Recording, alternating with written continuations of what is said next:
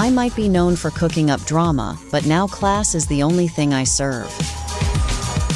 This politician knows that laughter is always the best policy. The verdict is in, and this season I'm taking control. I'm framing my future, and the focus is all about me. I've sown my success from threads of scandal, but now I'm ready to wear my fortune with style.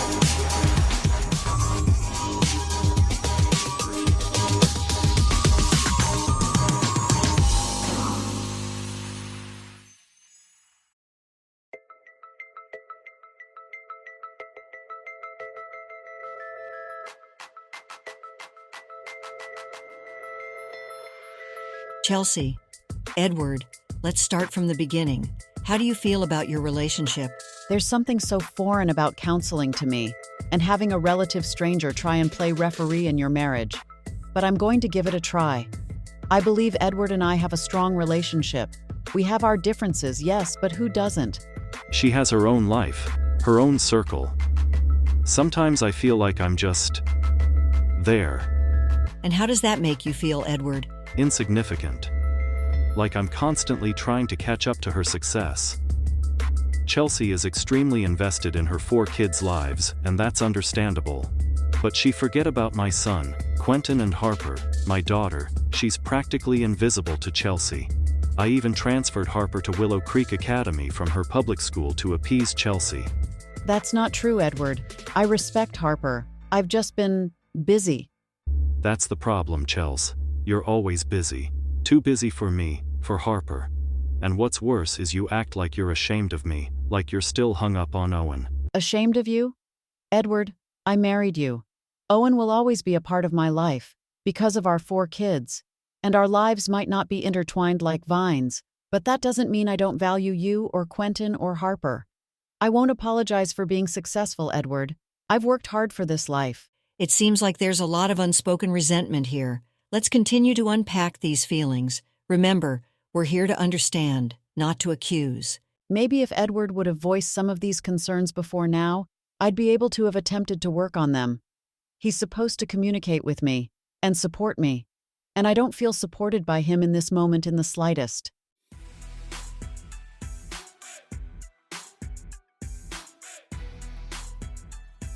Allison, we need to talk about what happened. I feel like neither of us really healed. I don't particularly enjoy difficult conversations, but I need Allison to know that her mother is here and always will be, and that I'm sorry. What's there to talk about, Mother? You let my secret out. You let the world see my shame. I didn't let it out, Allison. I was protecting you. Evelyn had a right to know about John, and you should be relieved now. Protecting me? By tearing my life apart? I never meant to hurt you, Allison, but secrets, they have a way of surfacing. It wasn't right to keep the truth from Evelyn. And what about my truth, Mother? My life, my marriage, my daughter. I'm so sorry, Allison. I love you and Iris more than anything. I just couldn't be a part of the lie any longer. It wasn't right.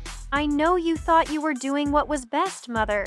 But it's going to take time for me to trust you again. We have time, Allison. We can mend this. Together.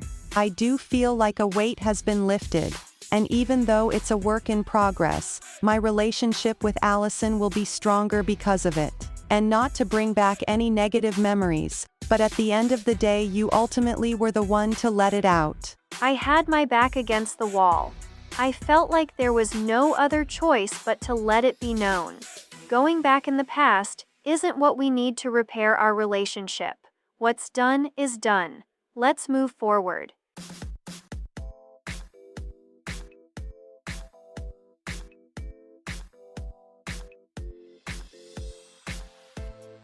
Senior year for my twins is underway, and this is such an important time in their lives. We absolutely love Willow Creek Academy and are very involved in the school, with Owen being a founding member of the board. Isaiah is quarterback on the football team and is a natural at any sport he plays, but struggles a bit academically.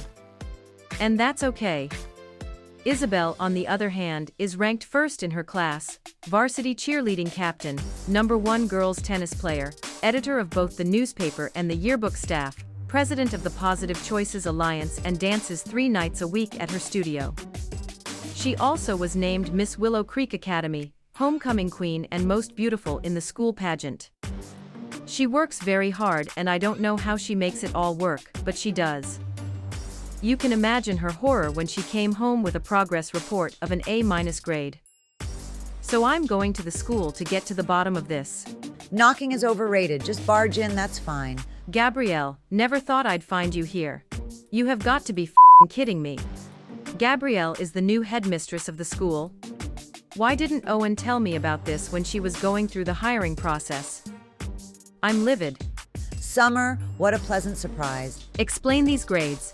Isaiah is doing his best, Summer. And Isabel, an A-. I thought she would be thrilled. I'm not here about Isaiah. He's a star athlete, I expected those grades. But Isabel? She's the best of the best. She is the top in her class, the cheerleading captain, and is involved in everything. Perhaps she's not as perfect as you think. Or could it be that her success has something to do with the Massey's position on the school board and your generous donations? My daughter earned every single one of her accolades through hard work and dedication, Gabrielle. And as for those donations, I suggest you remember who keeps this school running before you throw around baseless accusations. If Gabrielle wanted a war, well, now she's got one.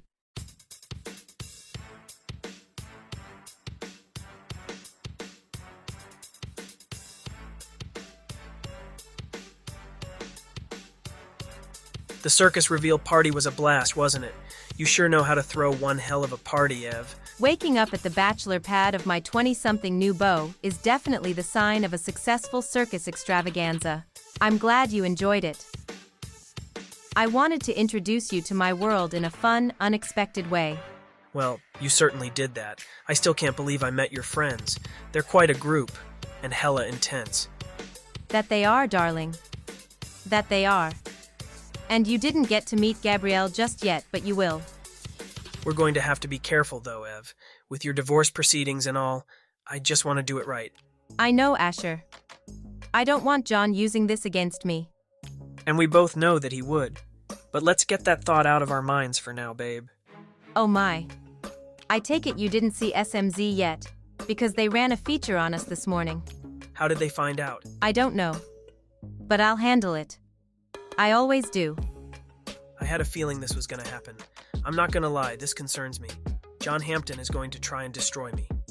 Asher's reaction to our relationship being leaked caught me a little off guard. It's good to know how afraid he really is of John now, I guess.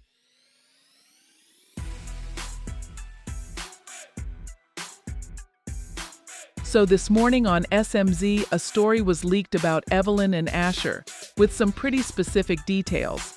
I know that the ladies who were at the circus extravaganza party nor our husbands leaked anything to the press. Last week there was a story about me not getting along with my campaign manager, and so I have a hunch on how these things are getting out, and it didn't take too long to figure it out. Hello? Hey girl. Felicity, darling, what a surprise. How can I assist you? Cut the Eleanor. I know it was you who leaked the info to SMZ. What are you talking about, darling? Don't darling me, Eleanor. Evelyn's love life, my campaign struggles, all out in the open now, and it's all because of you. But Felicity, You've crossed a line here. We're not there for you to exploit for your own gain. I can't believe you. I swear that I didn't. Save it, Eleanor. I don't want to hear any more of your lies. You're a snake. I hope selling us out was worth it. You have to believe me, it wasn't me. I'd be lying if I said that Eleanor hasn't done things similar to this in the past. But somehow this felt more vindictive.